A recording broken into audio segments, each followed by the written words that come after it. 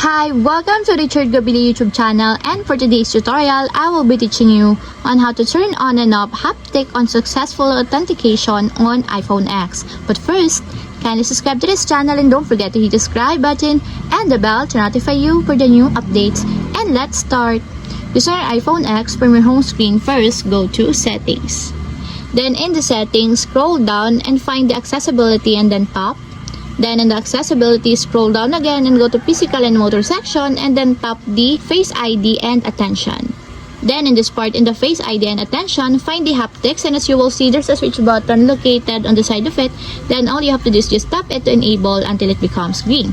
When the haptic on successful authentication is enabled, play a haptic when Face ID successfully unlocks iPhone, authorizes Apple Pay, or verifies iTunes and App Store purchases.